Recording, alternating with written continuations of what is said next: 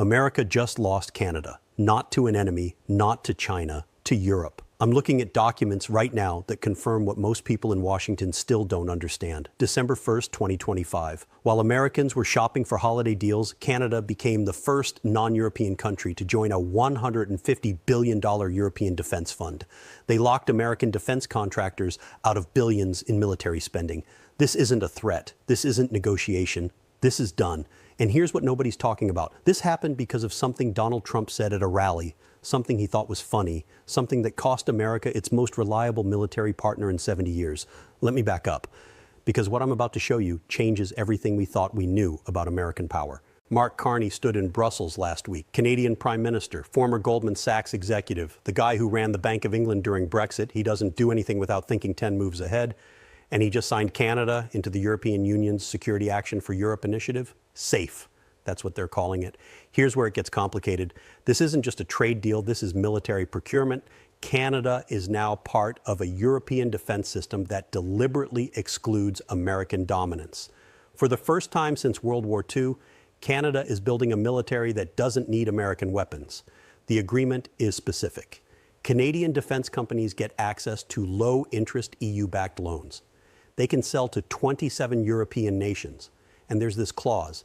It limits non-signatory nations, meaning the United States, to a maximum of 35% participation in any single project. Translation, American defense contractors just got shut out. But here's what kept me up last night. Carney said something in Brussels that everyone missed. He talked about Canada's participation giving their defense companies tremendous opportunities in a dangerous and divided world. That phrase, dangerous and divided world. Everyone knew exactly which danger he was referring to, and it wasn't Russia, it wasn't China, it was us. Wait, it gets worse. Let me show you how we got here, because this didn't happen overnight. This was a systematic dismantling of the closest military partnership on earth, and it happened because Trump couldn't resist an insult. Canada and America aren't just allies. We're fused. We share NORAD, the Continental Air Defense System. We've been defending North American airspace together since 1958. We're both NATO members. We're part of Five Eyes Intelligence. Canadian and American forces train together, fight together, buy weapons from the same contractors, or at least we did. Trump imposed tariffs on Canadian goods. Then he called Canada the 51st state. He suggested Justin Trudeau, who was prime minister at the time, could be governor of this new American territory. He mocked Canadian sovereignty in front of cheering crowds at rallies. For Canadians, that wasn't just offensive rhetoric. It was an existential threat. Think about it. Your neighbor is 10 times your size. Overwhelming military power. And he starts joking about annexation on national television multiple times. You don't laugh it off. You start planning how to protect yourself. When Mark Carney ran for prime minister in April 2025, his entire campaign was built on one promise: confront Trump's aggression and reduce Canada's dangerous dependence on the United States. He won in a landslide. The Canadian people wanted independence from American unpredictability, and now he's delivering it. But that's not even the real story. While Trump was busy insulting Canada, Europe was watching very carefully, and they saw an opportunity that American strategists completely missed. The European Union has been desperately trying to build its own independent defense industry. The Ukraine war exposed how dependent they'd become on American weapons systems. When the conflict started, European nations discovered their stockpiles were depleted, their production capacity was insufficient, and they were at the mercy of American willingness to supply them. Europe needed to rearm fast. That's where SAFE came from. But building a defense industry from scratch is expensive and time-consuming. What Europe needed was a partner with advanced manufacturing capabilities, technical expertise, and crucially, a motivation to break away from American dominance. Enter Canada. Now, what I'm about to show you changes the whole picture, because this isn't just about Canada buying European weapons. This is about reshaping the entire Western alliance system, and the United States just got cut out. For Europe, partnering with Canada solved multiple problems at once. It brought in a sophisticated manufacturing base, it created a transatlantic production network, and it sent a message to Washington that European allies had options beyond American hegemony. For Canada, the deal gave them access to 150 billion euros in low-interest loans, opened up massive new markets, and provided a pathway to diversify away from American weapon systems. European Commission President Ursula von der Leyen couldn't hide her excitement. Reports show she welcomed Canada to SAFE on social media, calling it historic. For the first time, a major Western alliance was being formalized, and the United States was deliberately deliberately shut out. Here's what nobody's discussing. The practical implications are staggering. Documents reveal financing could extend to next-generation fighter aircraft, conventional submarines, maritime domain awareness systems, drones, anti-submarine warfare platforms, and secure satellite communications. Canada has been reviewing its commitment to purchase American F-35 fighter jets. That's a deal potentially worth tens of billions of dollars. The alternatives? European fighters, Sweden's Gripen jets, France's Rafale, the Eurofighter Typhoon, all now on the table thanks to safe funding. For decades, the idea of Canada buying non-American fighters was considered politically impossible. The defense relationship was too close. The pressure from Washington was too intense. Trump changed that calculation overnight. By treating Canada as subordinate rather than sovereign, he gave Carney the political cover to do what previous Canadian leaders never could, walk away from American weapon systems. And then this happened. Reports confirm Canada is only committed to taking delivery of the first 16 F-35s already in production. The remaining 72 aircraft under review. Officials are now saying they're exploring a mixed fleet approach, combining some F-35s with European alternatives. Think about what that means. The F-35 program has been counting on full Canadian participation. American defense contractors built their projections around 88 jets going to Canada. Now they're looking at maybe 16. But that's not even the worst part. Canadian defense companies will have access to European contracts they could never compete for before. They'll be building systems for European militaries with cheap EU-backed loans that American competitors can't match.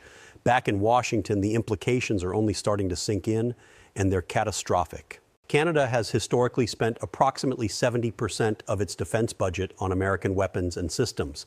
That's billions of dollars annually flowing into Lockheed Martin, Boeing, Raytheon, Northrop Grumman. These companies have entire divisions dedicated to serving the Canadian market. That revenue stream is about to dry up. Carney said it explicitly. More than 70 cents of every dollar of Canadian military capital spending would no longer go to the U.S. Let that sink in. Not might, would. Canadian procurement of submarines, artillery systems, missile defense, all of it now potentially going to European competitors. For American defense contractors who've grown comfortable with Canadian contracts, this is an extinction-level event. They're not just losing current deals, they're losing access to a market they considered guaranteed. And here's the part that should terrify Pentagon planners. There's nothing they can do about it. The decision wasn't made in a boardroom, it was made by millions of Canadian voters who decided they'd had enough of American disrespect. Now, what I'm about to show you is how Europe pulled off one of the greatest diplomatic coups of the decade. Let me appreciate what Europe just accomplished. This wasn't an accident. This was a deliberate strategic maneuver that exploited Trump's biggest weakness, his inability to maintain relationships. While Trump was busy insulting allies and demanding they pay their fair share, Europe was quietly building alternative partnerships that would make American participation less essential. And Canada was the perfect first partner, a country with advanced manufacturing, significant defense needs, and thanks to Trump, a burning motivation to diversify away from American dependence. The symbolism extends beyond procurement. Sources confirm Canada is literally embedding military representatives in European defense structures, creating institutional ties that bypass American involvement entirely. Europe didn't need to threaten America or compete militarily. They just needed to offer Canada something Washington couldn't: respect, reliability, partnership based on mutual interest rather than assumed dominance. But here's where it gets really interesting. Britain tried to join SAFE too, and they failed spectacularly. The UK, America's special relationship partner, tried to negotiate their way into this same program. They failed. Why? Because London tried to negotiate down the entry fee. Reports show the European Union asked for 4 to 6.5 billion euros. Britain offered only 200 to 300 million. The British wanted access without committing financially. Canada, by contrast, agreed to pay. They're not looking for a discount. They're looking for independence. The contrast is striking. Britain, still trying to maintain its special relationship with America while hedging with Europe, ended up with nothing. Canada, fully committed to pivoting away from American dependence, got everything they wanted. The lesson is clear. Half measures don't work anymore. You're either with America unconditionally, accepting whatever treatment Washington dishes out, or you're building alternatives. There's no middle ground. And this is the part that kept me up last night, what Trump fundamentally doesn't grasp. Throughout all of this, Trump has maintained his characteristically oblivious stance. He continues to insist that his tariffs are working perfectly. He claims Canada will come back begging. What Trump fundamentally doesn't understand is that power isn't just about size or strength. It's about relationships. It's about trust. It's about whether your partners believe you'll have their back when it matters, by mocking Canadian sovereignty, by treating America's closest ally as a subordinate. Trump destroyed something that took generations to build. For applause at a rally, for a punchline. The cost of that punchline? America's most reliable defense partner is now building a military designed to not need American weapons. American defense contractors just lost access to one of their most lucrative markets. And Europe just proved it can build a Western military alliance that explicitly excludes the United States. But wait, it gets worse. Recent policy documents show Trump's national security strategy calls for reestablishing strategic stability with Russia. That would effectively cede Europe to Russia's sphere of influence. Canadian and European leaders read that document and saw confirmation of everything they feared, that America under Trump cannot be counted on. That building alternatives to American partnership isn't just smart, it's necessary for survival. Let me talk about what this means in practical military terms, because the implications nobody's discussing are terrifying. NORAD. The North American Aerospace Defense Command, it's been the cornerstone of continental air defense since 1958. It's built on the assumption that Canadian and American forces operate as one integrated system using compatible equipment. What happens when Canada starts flying Swedish Gripens or French Rafales instead of American F-35s? When their missile systems are European rather than American? When their communications equipment is built to European standards? The interoperability that's been taken for granted for 70 years suddenly becomes complicated. And here's the deeper question that should terrify American military planners. If Canada is building its military capability specifically to reduce dependence on America, does that change the fundamental assumption that Canadian and American defense interests are automatically aligned? For generations, American military planners have operated under the comfortable assumption that threats to Canada are threats to America, that our defense is indivisible. Trump just shattered that assumption.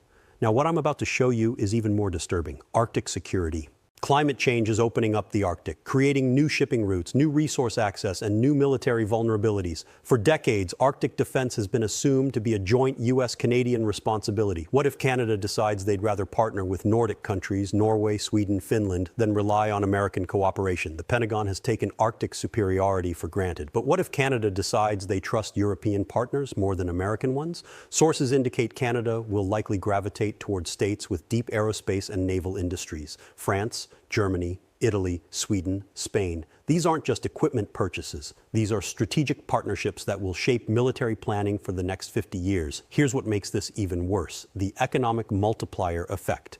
When Canada buys American weapon systems, American companies don't just sell hardware. They provide maintenance contracts, training programs, software updates, parts, supplies, revenue streams that continue for decades after the initial purchase. When a Canadian F-35 needs service, American contractors provide it. When Canadian forces need training on new systems, American instructors deliver it. All of that revenue, billions annually, flows to American companies and American workers. All of it is now at risk. The economic impact will spread like ripples in a pond. Defense contractors lay off engineers. Suppliers lose contracts. Research funding dries up. Communities built around defense manufacturing watch their economic foundations erode. And it's all preventable. All Trump had to do was treat Canada with basic respect. While Washington remains largely oblivious, border state governors and congressional representatives are starting to panic. Montana, North Dakota, Minnesota, Michigan, New York, Vermont. These states have built their economies on the assumption of frictionless Canadian integration. Defense contractors in these states depend on Canadian business. Reports show mayors and business leaders in border communities are quietly terrified. They already saw what happened when Canadian consumers stopped crossing the border for shopping. Now they're watching the military-industrial relationship unravel too. A defense industry analyst told regional media, and I'm paraphrasing here, that the consumer boycott was emotional, people get angry, but eventually cool off. This is different. These are contracts, institutional relationships, supply chains being rebuilt from scratch. This doesn't reverse. But here's the lesson we're not learning, the real headline. Words have consequences. Political leaders have always understood that economic policy has costs. Impose tariffs, you get retaliation, the cause and effect is clear, but rhetoric, insults, treating allies with contempt, those have always been considered consequence-free. Say whatever gets applause at the rally. Mock whoever makes your base happy. Canada just proved that assumption catastrophically wrong. Trump called Canada the 51st state. He laughed about annexation. The result? America just lost its most reliable military partner. American defense contractors lost access to tens of billions in contracts. And the Western alliance system that's protected American interests for 70 years is fracturing in real time. The cost-benefit analysis couldn't be clearer. Trump got applause at a rally. America lost a military alliance worth trillions. This isn't just about Canada and defense contracts. This is about the fundamental restructuring of the post-World War II international order. And what I'm about to show you is how Russia and China are reacting to this. For 80 years, the international order has been built on American leadership. The largest economy, the strongest military, the essential partner in every significant alliance. That system worked because American leadership was generally predictable and broadly reliable.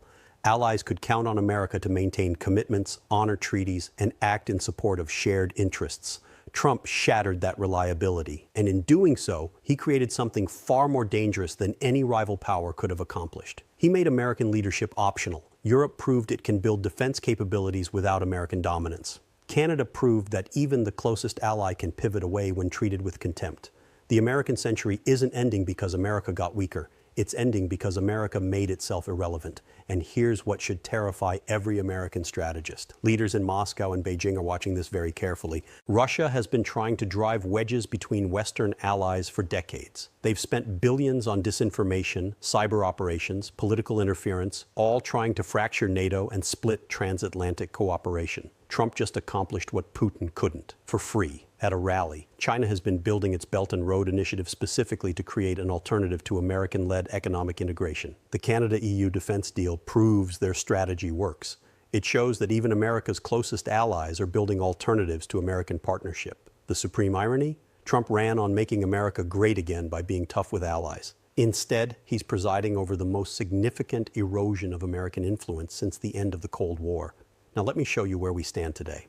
Mark Carney just returned from Brussels, having finalized the details that American officials are still trying to fully understand. Canadian defense companies are already submitting bids for European contracts. Planning has begun for joint Canadian-European weapons development programs. Meanwhile, Trump continues to insist his approach to Canada is working, that they'll come back, that America's size and strength mean allies have no choice but to accept American terms. He's wrong. Demonstrably, historically wrong, and every day that passes without Washington recognizing what's happened, the damage becomes more permanent. The Western alliance system that protected American interests and projected American power across the globe, that system is fracturing, not because of external threats, not because of rival powers, but because an American president decided that insulting allies was good politics. That empty seat at the defense procurement table, it used to be reserved for American contractors. Now it's filled by European and Canadian companies building weapons systems designed to not need American cooperation. And every day that seat stays filled, the harder it becomes for America to reclaim it. But here's what I keep coming back to, the thing that nobody in Washington seems to understand. This wasn't inevitable. This was a choice. Trump chose rally applause over alliance management. He chose punchlines over partnerships. He chose short-term political gains over long-term strategic relationships. And now we're all paying the price. The broader pattern is unmistakable. America is losing influence not through military defeat or economic collapse, but through diplomatic negligence, through the systematic destruction of relationships that took generations to build. Canada isn't the only example, just the most dramatic one. India, traditionally closer to Washington, is now deepening ties with both Europe and China. Middle Eastern allies are hedging their bets, making deals with Beijing that would have been unthinkable 5 years ago. Even NATO members in Europe are openly questioning whether American security guarantees are worth the cost of American unpredictability. The world is reorganizing itself around the assumption that America can't be counted on. And that reorganization is accelerating. Here's the truly disturbing part. This process may be irreversible. Once allies build alternative partnerships, once they invest in different supply chains, once they create new institutional frameworks, reversing that takes decades, not years. American defense contractors are learning this the hard way. You can't just flip a switch and get Canada back. They've signed contracts with European partners. They've committed to joint development programs. They've embedded representatives in EU defense structures. Undoing all of that would require Canada to walk away from billions in committed investments.